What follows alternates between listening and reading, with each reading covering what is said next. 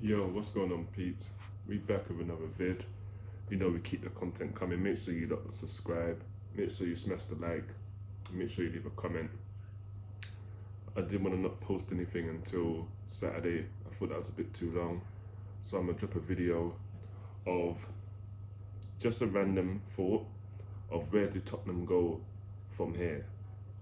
We've just lost the League Cup final.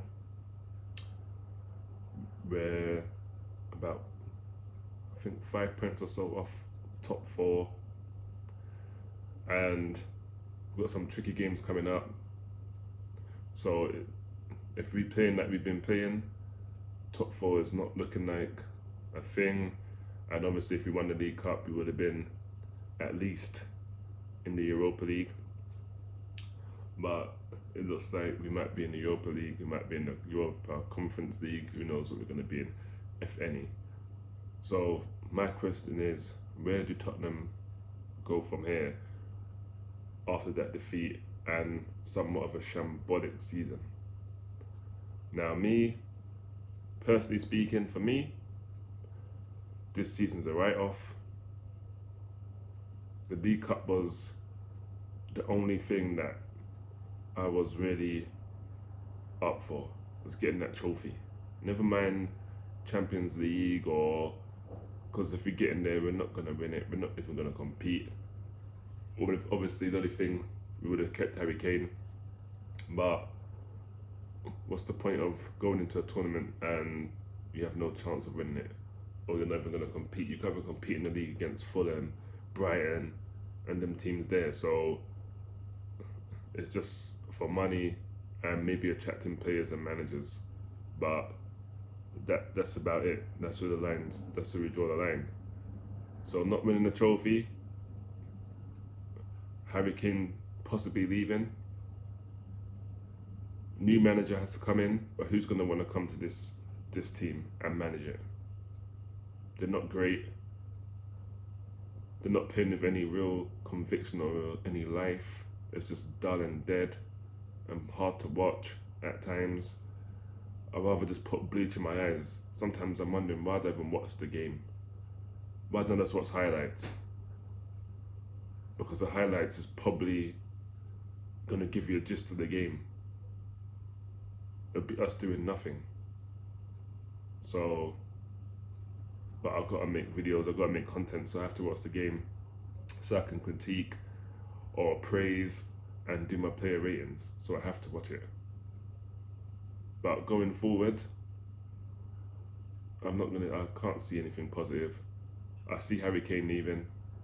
I see Son in tears, as you see in my thumbnail. That's how all us fans feel. This is how we're feeling. And if we're being real, this is how we felt for years. And it's just heartache and just dejection and just defeated. Now, every Tottenham team we have, no matter what players we have, it's always pretty much the same result. Can't get over the line. Now, do we blame the chairman and the owner? Or do we blame the manager? Do we blame the players? Or is it a collective? Everyone involved is to blame. I'm saying I'm doing the latter. I think everyone is to blame. Players not giving it their all, even though they say they are. If that's the rule, then you might have to think a new career or a new club, because it's definitely not good enough to win anything. It's definitely not good enough to beat a Man City team that's in form, and it's definitely not good enough to compete in the league with any club, because you're going to get clubs that are going for it. And if we play like that, we're just not going to achieve anything. So all the goals these players have set themselves that we want to win titles, we want to win trophies, but then you get on the pitch and you don't show it, tells me that you don't want it and you need to leave. Now, me, the only way forward for me is to get a manager in like a Nagelsmann, someone like that can work with not a lot but get results, and a lot of players have to get out of the door. Now, obviously, you can't sell a whole squad, but players that have to go: Sissoko, Dyer, absolutely, and Harry Winks. For me, his time's up. He's done. Gotta leave. Doherty needs to leave as well, but I can't see him going because he's just come. If we can get him out, then hook him out as well. But until we address certain areas of the pitch, this team will not progress and not get any further. For me, we need a goalkeeper, a proper right back. We need 2 centre backs. We need a proper number 8, because Harry Winks is not the answer. We need a real number 8. And we definitely need someone on the right wing and a number 10. And most likely now we're going to need a striker because Harry Kane will leave. So I've just named 8 positions that we need. Well, 8 signings that we need. 2 are the same positions, so it's really 7 positions that need to be looked at and addressed. And until those positions are filled and acknowledged and addressed, this team will go nowhere. Believe me, because when this team was on job, when we had Poch and was unbeaten at home back in 2016-17 season, and we should have won the league and we didn't win it, that's when I knew that this team would not win anything. And that was proved right. That's about 4 years ago I said this, and 4 years we've been in semi-finals, finals, and we've not won anything. Now, I don't know if it's a mentality thing, they just get there and bottle it, or they're just not cut out for it. But either way, without those positions being addressed and getting proper players and not just cheap, average players, then there's no point in replacing the players we have with players of similar level or lower. We need players, if they're going to be on that level, they have to have potential to go further. Sissoko has no ceiling. He's just crap. He's just going to stay there at that level. He cannot get any better. All he can do is get worse, which is what we've seen. Winks, he can't get any better. He's reached his ceiling, that's it. He's done. Dyer, same thing, done. We need players that have potential, young, hungry, and gonna give their all for the club. When they get their chance, they're gonna take it and grab it by the scruff of the neck and do their thing. That's the kind of players we need. Now obviously we've got academy players, they should get a look in. Like Alfie, Divine, all those kind of players, Harvey White, Dane Scarlett, give them a look in. Because they're hungry, they come through the academy and they're gonna leap at the chance to get first team football. Look at Phil Foden. He came through the ranks, came through the academy. He had his moments. You could see he had potential. You could see when Pep played him, you could see the potential was there, but he didn't rush him. He threw him in sporadically in games, and everyone was screaming, "Oh, put in Foden." And Pep, being the manager, he said, "No, I'm the manager. You're not going to force me to play someone. I'm going to put him in slowly, ease him in. I know his ability, I know what he's capable of, but I'm not going to rush it." And he did what was right for the player. And now look at Phil Foden. He's playing regularly and he's a top baller. One of the best players in the Premier League. And he's about 20 years old. Not only the best young player, but the best player, period. People are screaming Jack Grealish. People are talking about James Maddison and players like that. For me, this season, if we're talking about consistency, delivering at least an 8 every game he plays, it's got to be Phil Foden for me. People are talking Saka as well, he's up there as well. But for me, it's got to be Phil Foden, 100%. They have Kevin De Bruyne. Man United have Fernandes, they've got Pogba. Players that just take the game when they're not playing well, they just take the charge and say, "You know what, I'm going to drag us over the line." We don't have that. All we have is Harry Kane and Son, and Kane's playing a lot deeper, and Son is off form. So where the goals going to come from? Who's going to be that player to step up for us? We don't have a player that can pass the ball, who is creative, like an Eriksen when Eriksen was on the form of his life. We haven't replaced Eriksen. The Celso for me is not a replacement for Eriksen. Can't shoot, can't cross, can't pass. So even though he was the replacement, he ain't the replacement. If we had someone like Van der Beek or Van der Beek, someone like that, or just someone that's just technically good and can pass the ball, that is all we need. If we had a proper number 10, then Kane wouldn't have to play there, and he would get a lot more goals, and he'd be in the box a lot more.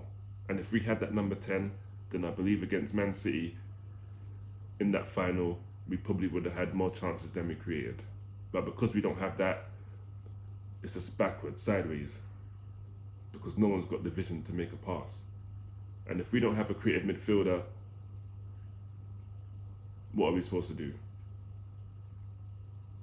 Now, people say you don't need a number 10, you don't need a creative midfielder, because teams can do it on wing backs or the wingers. But for me, the way we like to play, we need to play and get the ball between the lines. We need a creative midfielder. And I don't want us going for no old players, with all due respect. People that are near the end of their career, that's not what we need. We need a team that's young and we can build. 21, 23, young players. No one that's 27, 30s and 31. That's not what we need. We don't need a quick fix. We need to start building a project. We've got this stadium, now we need to build a project. And the only way you do that is you get a manager in that is good with youth. Even Ralph Hasenhüttl at Southampton,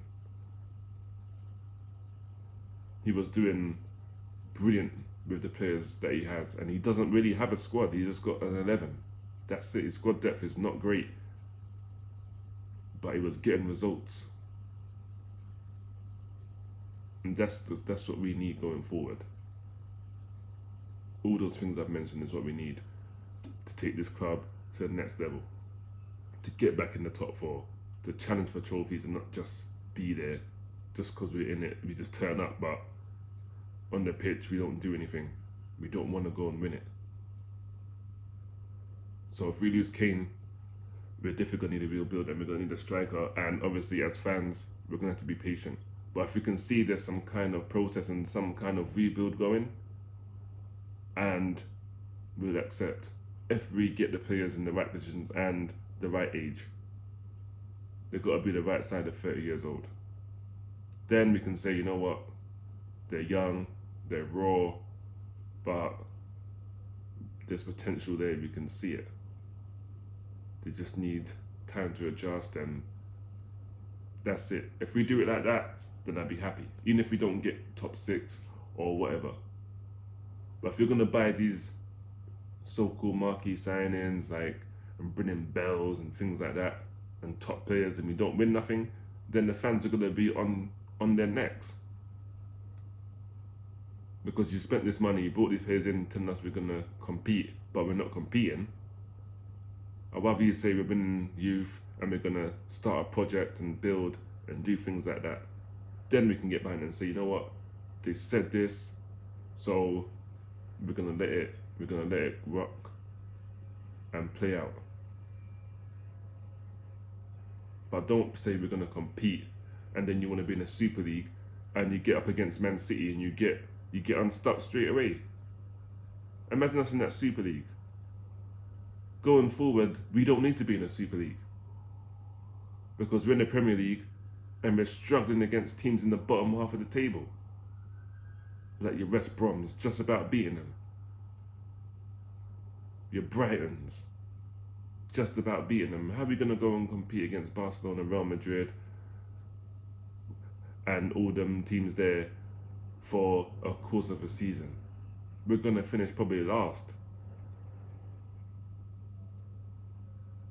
So for me, that needs to be looked at. Getting the deadwood out, getting some fresh faces in, and the right side of 30 years old need to be young. And obviously a manager that knows how to deal with that, then and only then can we slowly get back to where we were under Poch. We need a manager like him. Not just being a manager because of a namesake. We need a manager that's gonna be able to do a project with 3 years and you can see the progress and a style of play. And it's not a style of play that's boring and negative. And that's what we need going forward. But, you know, right now, as fans, we're going through it. We just lost the final. We saw Son in tears. He's not won a trophy in his career. He deserves one. He's like 27, along with Kane as well. If they're going to leave to go and get it, then you can't be mad at them because they definitely deserve players like Dyer and Winks.